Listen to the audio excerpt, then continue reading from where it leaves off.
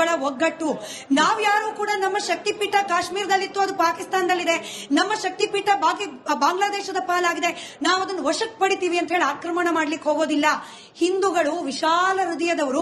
ಎಷ್ಟು ವಿಶಾಲ ಅಂದ್ರೆ ಹಿಂದುತ್ವ ಅನ್ನೋದನ್ನ ಅವಹೇಳನ ಮಾಡಿದ್ರು ಕೂಡ ಮನೇಲಿ ಆರಾಮಾಗಿ ಬಜ್ಜಿ ಬಿಸ್ಕೆಟ್ ತಿನ್ಕೊಂಡು ಕೂತಿರ್ತೀವಿ. ಹಿಂದುತ್ವ ಅನ್ನೋ ವಿಚಾರವನ್ನು ಇಟ್ಕೊಂಡು ಕೊಲೆ ಮಾಡಿದ್ರು ಕೂಡ ಇಲ್ಲಿಲ್ಲ, ಸೆಕ್ಯುಲರ್ ಆಗಿರ್ಬೇಕು, ನಾವು ಜಾತ್ಯತೀತರಾಗಿರ್ಬೇಕು ಅಂತ ಹೇಳಿ ಕಣ್ಣಿಗೆ ಪಟ್ಟಿ ಕಟ್ಕೊಳ್ತೀವಿ. ಎಷ್ಟು ವಿಶಾಲ ಹೃದಯದವರು ಅಂತಂದ್ರೆ ಈ ಜಾತಿ ಹೆಸರಲ್ಲಿ ನಮ್ಮನ್ನ ಒಡೆದು ಹಾಕ್ತಾ ಇದ್ರು ಕೂಡ ಇದೆಲ್ಲವೂ ಕೂಡ ನಮಗೆ ಸಂವಿಧಾನದತ್ತವಾಗಿ ಸಿಕ್ಕ ಹಕ್ಕು, ನಮಗೆ ರಿಸರ್ವೇಶನ್ಗಳು ಬೇಕು.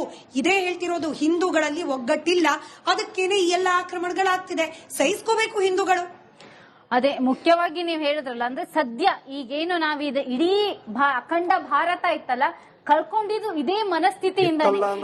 ಇನ್ನಾದ್ರೂ ಸಹ ನಾವು, ಯಾಕಂದ್ರೆ ನಾವು ಬಾಂಗ್ಲಾದೇಶದವರಿಗೆ ಬಿಟ್ಕೊಟ್ವಿ, ಅಥವಾ ಪಾಕಿಸ್ತಾನ ಕೂಡ ಧರ್ಮದ ಆಧಾರದ ಮೇಲಾಯ್ತು. ಅದಾದ ನಂತರ ಇಲ್ಲಿಯೂ ಸಹ ಅದೇ ಸ್ಥಿತಿ ಆಗ್ತಾ ಇದೆ. ಇವತ್ತು ಭಾರತದಲ್ಲಿ 9 ರಾಜ್ಯದಲ್ಲಿ ನಾವು ಅಲ್ಪಸಂಖ್ಯಾತರಾಗಿದ್ದೇವೆ. ಹಾಗಾಗಿ ನಾನು ಪ್ರತಿಯೊಬ್ಬ ಹಿಂದೂಗಳು ಇವತ್ತು ನಾವು ಜಾಗೃತರಾಗಬೇಕಾಗಿದೆ. ಏನು ಶ್ಲೋಕ ಉಚ್ಚಾರ ಮಾಡಿದ್ರಲ್ಲ, ಆ ಶ್ಲೋಕವನ್ನು ನಾವು ಪ್ರತಿಯೊಬ್ಬ ಹಿಂದೂಗಳು ಏನು ಶ್ರೀಕೃಷ್ಣ ಹೇಳಿದಂತಹ ಶ್ಲೋಕವನ್ನು ನಮ್ಮ ಜೀವನದಲ್ಲಿ ಅಳವಡಿಸಿಕೊಂಡ್ರೆ ಮುಂದೊಂದು ದಿನ ನಾನು ಭಾರತದಲ್ಲಿ ಹಿಂದೂ ಅಂತ ಬದುಕಲಿಕ್ಕೆ ಸಾಧ್ಯ ಆಗತ್ತೆ. ಇಲ್ಲ ಅಂದ್ರೆ ಖಂಡಿತವಾಗಿಯೂ ಇಲ್ಲ. ಈಗ ಕರ್ನಾಟಕದಲ್ಲಿ ಕಾಂಗ್ರೆಸ್ ಸರ್ಕಾರ ಏನ್ ಮಾಡ್ತಾ ಇದೆ, ನಮ್ಮ ಮೇಲೆ ಯಾವುದೇ ಮಾತಾಡಿದ್ರು ಸಹ ಒಬ್ಬರಿಗೊಂದು ಕಾನೂನು, ಇನ್ನೊಂದು ಪಂಥದವರಿಗೆ ಒಂದೊಂದು ಕಾನೂನು. ದ್ವೇಷ ಭಾಷಣ ಮಾತಾಡೋಕ್ಕೂ ಮೊದಲೇ ದ್ವೇಷ ಭಾಷಣ ಅಂತ ಒಳಗೆ ಹಾಕ್ಬಿಡ್ತಾರೆ. ಗಣೇಶೋತ್ಸವದ ಫೇರಿ ನಡೀತಾ ಇದ್ದಾರೆ. ಆಂಜನೇಯ ಸ್ವಾಮಿದು ಫೇರಿ ಆದ್ರೆ ಅದಕ್ಕೆ ಉಗಿತಾರೆ. ಈ ತರ ಮನಸ್ಥಿತಿ ಹೆಚ್ಚಾಗಿದೆ. ಹಾಗಾಗಿ ಅದಕ್ಕೆ ಉತ್ತರ ನಮ್ಮ ಹಿಂದೂಗಳು ನಾವು ಯಾವ ತರ ಕೊಡ್ತಾ ಇದೀವಿ ಅಂದ್ರೆ, ಮೊನ್ನೆ ಅಲ್ಲ ಇಲ್ಲಿ ಕೇಳ್ಕೊಳ್ಳಿ, ಹಿಂದೂಗಳು ನಾವಿವತ್ತು ಜಾಗೃತ ಆಗಿದ್ದಕ್ಕೆ ಉತ್ತರ ಯಾವ ತರ ಕೊಡ್ತೀವಿ ಅಂದ್ರೆ, ನಾವು ಇವತ್ತು ಮಲಗಿದ್ದೇವೆ, ಎದ್ರೆ ಸಿಂಹ ಹಾಗೆ ಹೇಳ್ತೇವೆ ಅಂತ ಹೇಳಿದ್ದಕ್ಕೆ ಉದಾಹರಣೆ ಅಂದ್ರೆ ಮೊನ್ನೆ ಹನುಮಾನ್ ಜಯಂತಿ ಆಯ್ತಲ್ಲ, ಯಾವ ತರ ಎದ್ವಿ ಅಲ್ಲ, ಅದೇ ರೀತಿ ಮುಂದೊಂದು ದಿವಸ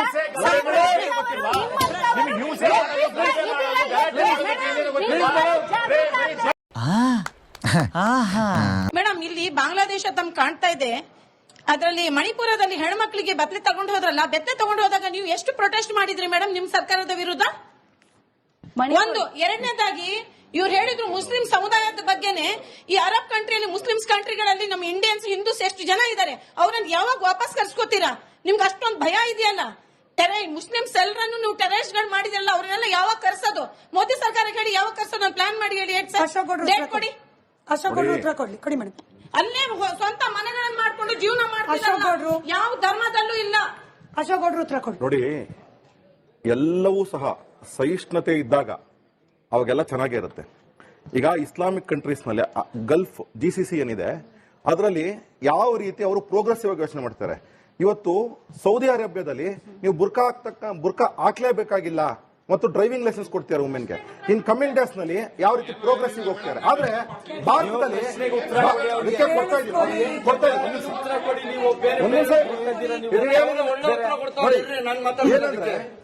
ಈಗ GCC ಕಂಟ್ರೀಸ್ 6 ದೇಶಗಳೇನಿದೆ, 6 ದೇಶಗಳು ಇದರಲ್ಲಿ ಯಾವ ರೀತಿ ಅವ್ರು ಎಕ್ಸೆಪ್ಟ್ ಮಾಡ್ಕೊಂತಾರೆ ಭಾರತೀಯರನ್ನ, ಅದೇ ರೀತಿ ಭಾರತನೂ ಸಹ ಅವ್ರನ್ನೆಲ್ಲರನ್ನ ಎಕ್ಸೆಪ್ಟ್ ಮಾಡ್ಕೊಳ್ಳುತ್ತೆ. ಅದ್ರ ಪ್ರಶ್ನೆ ಏನಾಗಿದೆ ಅಂದ್ರೆ, ಯಾರ್ಯಾರು ನಾವು ಯಾವತ್ತೂ ಸಹ ಬಿಜೆಪಿ ಇರಬಹುದು ಅಥವಾ ಯಾವುದೇ ನಮ್ಮ ಕುಟುಂಬದ ಸಂಸ್ಥೆಗಳೇನಿದೆ, ಯಾರು ನಾವು ಹೇಳ್ತಾ ಇಲ್ಲ ಇಸ್ಲಾಂನ ನಾವು ವಿರೋಧ ಇದ್ದೀವಿ, ಮುಸ್ಲಿಮ್ಸ್ ವಿರೋಧ ಇದ್ದೀವಿ ಅಂತ ಯಾರು ಹೇಳ್ತಾ ಇಲ್ಲ. ನನ್ನ ಮೇಲೆ ಆಣೆ ಇಟ್ಟು ನಾವು ಹೇಳೋದು ಒಂದೇನೆ, ಯಾರ್ಯಾರು ಈ ದೇಶದ ನೆಲಕ್ಕೆ, ಈ ದೇಶಕ್ಕೆ ಯಾರ್ಯಾರಾದ್ರೂ ವಿರೋಧ ಇದ್ರೆ ಆ ದೇಶಕ್ಕೆ ಹೊರಟೋಗಿ ನೀವು. ಒಂದು. ಎರಡನೇದು, ಯಾರಾದ್ರೂ ನಿಮ್ಗೆ ರ್ಯಾಡಿಕಲ್ ಥಾಟ್ಸ್ ಇದ್ರೆ, ಇವನು ಹಿಂದೂ ಆಗ್ಬಿಟ್ಟಿದ ನಾನು ಅವನ್ನ ಎಂಡ್ ಮಾಡಬೇಕು, ಇವನ್ನ ಕಾಫಿ ಅನ್ಬೇಕು ಅಂತ ಯಾರಾದ್ರೂ ಇದ್ರೆ ನೀವು ಅಂತವ್ರನ್ನ ನಾವು ಹೇಳ್ತಾ ಇದ್ದೀವಿ, ನಿನ್ ಆಲೋಚನೆ ಬದಲಾವಣೆ ಮಾಡ್ಕೋ. ಇಲ್ಲ ಅಂದ್ರೆ ನಿನಗೆ ಕಾನೂನಾತ್ಮಕವಾಗಿ ಶಿಕ್ಷೆ ಕೊಡಬೇಕಾಗ್ತದೆ ಅಂತ ಹೇಳ್ತಾ ಇದ್ದೀವಿ. ಎರಡನೇದು. ಮೂರನೇದು ಒಂದ್ ನಿಮಿಷ. ಮೂರನೇದು, ಈ ದೇಶದಲ್ಲಿ ಶರಿಯಾ ಲಾ ಇಲ್ಲ, ಶರಿಯಾ ಲಾ ಬರ್ಲಿಕ್ಕೂ ಬಿಡಲ್ಲ. ಈ ದೇಶ ಇರತಕ್ಕಂತಹದ್ದು ಬಾಬಾ ಸಾಹೇಬರ ಸಂವಿಧಾನ ಏನಿದೆ ಅದರ ಆಶಯಗಳಡಿನಲ್ಲಿ. ಅವತ್ತು ಬಾಬಾ ಸಾಹೇಬ್ರು ಹೇಳಿದ್ರು ನೀವು ಎಲ್ಲಾರ್ಗೂ ಸಹ ಒಂದೇ ಕಾನೂನು ಇರಬೇಕು ಅಂತ. ಇವತ್ತು ಹೇಳ್ತಾ ಇದ್ದೇವೆ ನೀವೇ ಮುಸಲ್ಮಾನರನ್ನೇ ನಿಕಾ ಹಲಾಲ್ನ ನೀವೇನೆ ಎಂಡ್ ಮಾಡಬೇಕು. ನಿಮ್ಗೆ ಕಾಫೀರ್ ಅನ್ನೋ ಪದ 5 ಸತಿ ಬಳಸಿದೀರಾ ಈಗ. ಇಲ್ಲಿ 5 6 ಸರಿ ವಾಟ್ ಎವರ್. ಇಲ್ಲಿ ಅವಶ್ಯಕತೆ ಇಲ್ಲ ಕಾಫೀರ್ ಅವಶ್ಯಕತೆ. ನನಗೆ ಅರ್ಥ ನೀವು ಭಗವದ್ಗೀತೆದೇನೋ ಹೇಳಿದ್ರಿ ಶ್ಲೋಕ ತಪ್ಪು ಅಂದ್ರೆ, ಈಗ ನಾವು ನಿಮ್ಗೆ ಕಾಫೀರ್ ಅರ್ಥ ಹೇಳಿರೋದು ತಪ್ಪಂತ ಹೇಳ್ತೀವಿ. ಕಾಫೀರ್ ಅರ್ಥ ಒಂದ್ಸಲ ಕಾಫೀರ್ ಅರ್ಥ ಏನ್ ಹೇಳ್ಬಿಡಿ, ಇಲ್ಲ ಅಂದ್ರೆ ಅದರ್ಥ ನಾನು ಹೇಳ್ತೀನಿ. ನೀವೇ ಹೇಳ್ಬಿಡಿ ಸರ್. ಏನು ಇಲ್ಲ, ಅವ್ರು ಹೇಳಿ, ಅವ್ರು ಹೇಳಿ. ಕಾಫೀರ್ ಅರ್ಥ ತಿರಸ್ಕಾರ ಮಾಡೋವನ್ಗೆ ಕಾಫರ್ ಅನ್ನೋದು ಅರಬಿಕ್. ಬಂದೆ ಡೀಟೇಲ್ಸ್ ಕೊಡ್ತೀನಿ. ಅದೇ ಜಗತ್ತಿಗೆ ಹೇಳ್ತೀನಿ ಅಂತ ಹೇಳ್ತಿದ್ದೀನಲ್ಲ, ನಿಮ್ಗಲ್ಲ. ಗೊತ್ತಾಯ್ತಾ?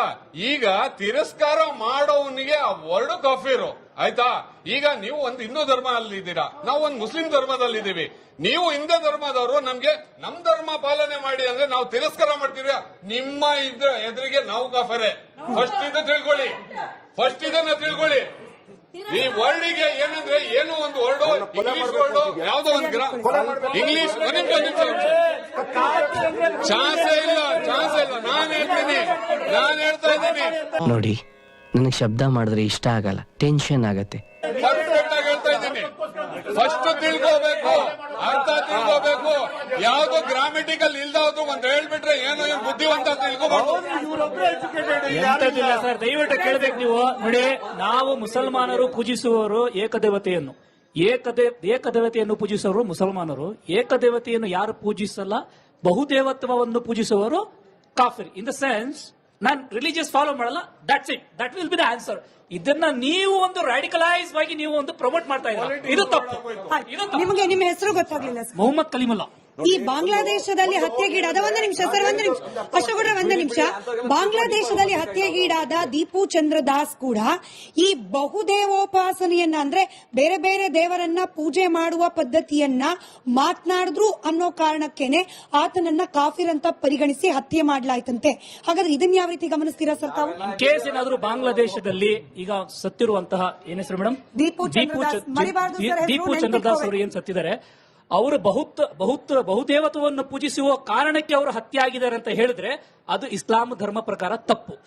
ಯಾರು ಆತರ ಕೃತ್ಯವನ್ನು ಎಸಗಿದರೋ ಅವರ ಮೇಲೆ ವ್ಯವಸ್ಥೆ, ಆ ದೇಶದ ಏನ್ ವ್ಯವಸ್ಥೆ ಇದೆಯೋ ಅವರು ಕಠಿಣ ಕ್ರಮ ಯಾವ ತರ ಜರುಗಿಸ್ಬೇಕಂದ್ರೆ ಇಡೀ ಪ್ರಪಂಚಕ್ಕೆ ಒಂದು ಮೆಸೇಜ್ ಹೋಗ್ಬೇಕು. ಇದು ಸೊಲ್ಯೂಷನ್.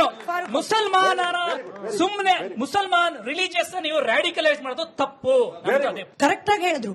ಈಗ ಬೇರೆ ಬೇರೆ ದೇವರನ್ನ ಪೂಜೆ ಮಾಡ್ತಾನೆ ಅನ್ನೋ ಕಾರಣಕ್ಕೆ ದೀಪು ಚಂದ್ರ ದಾಸನನ್ನ ಒಬ್ಬ ಮುಸಲ್ಮಾನ್ ಕೊಲೆ ಮಾಡಿದ್ದು ಅನ್ನೋದು ನಿಜ ಆದ್ರೆ, ನಿಜವೇ ಅದು, ಆತನಿಗೆ ಮುಸಲ್ಮಾನ ಅನ್ನೋದನ್ನು ನೋಡದೆ ಶಿಕ್ಷೆ ಕೊಡಬೇಕು. ಯಾರು? ಬಾಂಗ್ಲಾದೇಶದ ಸರ್ಕಾರ. ಕೊಡುತ್ತೋ ಇಲ್ಲೋ ಗೊತ್ತಿಲ್ಲ. ಯಾವ ಮಸೀದಿಗೆ ಹೋಗಿ ಆತ ನಮಾಜ್ ಮಾಡ್ತಾನೋ ಆ ಮಸೀದಿಯವ್ರು ಶಿಕ್ಷೆ ಮಾಡಬೇಕು. ಯಾವ ಧರ್ಮದ ಹೆಸರಿಟ್ಕೊಂಡು ಆತ ನಾನು ಈ ಧರ್ಮದ ಹೆಸರಲ್ಲಿ ನಾನು ಕೊಲೆ ಮಾಡಿದ್ದೀನಿ ಅಂತಾನೋ ಆ ಧರ್ಮ ಬಹಿಷ್ಕಾರ ಮಾಡಬೇಕು. ಮಾಡುತ್ತಾ ಸರ್? ಮೇಡಮ್, ಇದು ಫಸ್ಟೇ ನಾನು ಹೇಳ್ಬಿಟ್ಟೆ. ನಾನು ಫಸ್ಟೇ ಇದಕ್ಕೆ ನಾವು ಬೈಕಾಟ್ ಮಾಡ್ತೀವಿ ಎಲ್ಲ. ಇಡೀ ಭಾರತ ಮುಸಲ್ಮಾನರು ಇದನ್ನು ಬೈಕಾಟ್ ಮಾಡ್ತಾ, ಇಡೀ ಪ್ರಪಂಚ ಮುಸಲ್ಮಾನರು. ಯಾಕಂದ್ರೆ ಲೈವ್ ನೋಡಿರೋದು. ಮನುಷ್ಯ ಯಾರು ಇರ್ತಾನೆ ಅವನು ಇದನ್ನು ಬೈಕಾಟ್ ಮಾಡ್ತಾನೆ ಅಂತ ಅವನು ನಮ್ಮ ಬ್ರದರ್ ಹೇಳಿದ್ರು. ಅವ್ರು ಮುಸಲ್ಮಾನರೇ ಇಲ್ಲ ಅಂತ. ನಿಜವಾಗ್ಲೂ ಹೇಳಿದ್ರೆ ಮುಸಲ್ಮಾನ್ ನಲ್ಲಿ ಈ ತರ ಇಲ್ಲ. ಮುಸಲ್ಮಾನ್ ಇದನ್ನು ಬೈಕಾಟ್ ಇಲ್ಲೇ ಪ್ರಾಬ್ಲಮ್ ಬರೋದು. ನಾವು ಒಂದ್ ನಿಮಿಷ ಹೇಳ್ತೀನಿ. ನಾವು ಯಾವತ್ತು ಮಾತಾಡುವಾಗ ನಾನು ಹಿಂದೂ ಅಥವಾ ಮುಸ್ಲಿಮ್ಸ್ ಆಗಿ ಮಾತಾಡಬಾರ್ದು. ಒಬ್ಬ ಮನುಷ್ಯನಾಗಿ ಮಾನವತೆಯನ್ನ ಇಟ್ಕೊಂಡು ನಾವು ಮಾತಾಡಬೇಕು. ಅವ್ರು ಅವಾಗಲೇ ಹೇಳಿರೋ ಪ್ರಶ್ನೆ ಸರಿ. ಏನ್ ಹೇಳಿದ್ರು ಅವರು? ಅದನ್ನ ಖಂಡಿಸ್ಬೇಕಂದ್ರೆ ಅಂದ್ರೆ ನೆಕ್ಸ್ಟ್ ಈ ತರ ಏನಾದ್ರೂ ಇನ್ಸಿಡೆಂಟ್ ಆಗಬಾರ್ದು ಅಂದ್ರೆ ಅಲ್ಲಿರುವಂತ ಸರ್ಕಾರ, ಅಲ್ಲಿರುವಂತ ಕಾನೂನುಗಳನ್ನ ಗಟ್ಟಿಮುಟ್ಟಾಗಿ ತಗೊಂಡೆ ಅವ್ರನ್ನ ಆಕ್ಷನ್ ತಗೊಂಡೆ ಅವ್ರನ್ನ ಸರಿಯಾದ ಶಿಕ್ಷೆ ಕೊಟ್ರೆ ಬೇರೆ ಇನ್ನೊಬ್ರು ಆ ತರ ರೀತಿ ಯಾವುದೇ ತೊಂದರೆಗಳನ್ನ ಕೊಡಲ್ಲ. ಇದನ್ನ ನಾವು ಒಪ್ಕೊಳ್ಬೇಕು. ಒಂದು, ಇದು ಬಾಂಗ್ಲಾದೇಶಲ್ಲಾದ್ರೂ ಆಗಿರ್ಲಿ, ಇಡೀ ಪ್ರಪಂಚದಲ್ಲಿ ಎಲ್ಲಾದ್ರೂ ಆಗಿರ್ಲಿ. ಅವಾಗಲೇ ಮೇಡಮ್ ಹೇಳ್ತಾ ಇದ್ರು, ಅವರೊಂದು ಪ್ರಶ್ನೆ ಕೇಳಿದ್ರು. ದುಬೈ ಕಂಟ್ರಿಯಲ್ಲಿ, ಒಂದ್ ನಿಮಿಷ, ದುಬೈ ಕಂಟ್ರಿಯಲ್ಲಿ ಹಿಂದೂ ಹೆಣ್ಮಕ್ಳಿದ್ದಾರೆ, ಅವ್ರ ಪ್ರೊಟೆಸ್ಟ್ ಇಲ್ವಾ ಅಂತ ಹೇಳ್ಬಿಟ್ಟೆ. ಅಲ್ಲಿ ಅವ್ರಿಗಿರುವಷ್ಟು ಪ್ರೊಟೆಸ್ಟ್ ಇಲ್ಲ. ಈ ತಪ್ಪು ಮಾತಾಡಬೇಡಿ ದಯವಿಟ್ಟು. ಭಾರತ ದೇಶದಲ್ಲಿ ನೋಡಿ, ನಾವು ಕೇವಲ ಇರೋದು 20%. ಒಂದ್ ನಿಮಿಷ ಹೇಳ್ತೀನಿ. 20%, 80% ಇವರಿದ್ದಾರೆ. ನಮಗೆ ಭಯ ಇಲ್ಲ, ನಮಗೆ ಭಯ ಇಲ್ಲ, ನಮಗೆ ಭಯ ಇಲ್ಲ. ನಮ್ ಪ್ರಕಾರ ಇಲ್ಲಿ ಪಂಚಾಯ್ತಿ ಕ್ಲೋಸ್. ಕೇಳ್ಕತ್ತ ನಾಟಕ ಬಂದ್.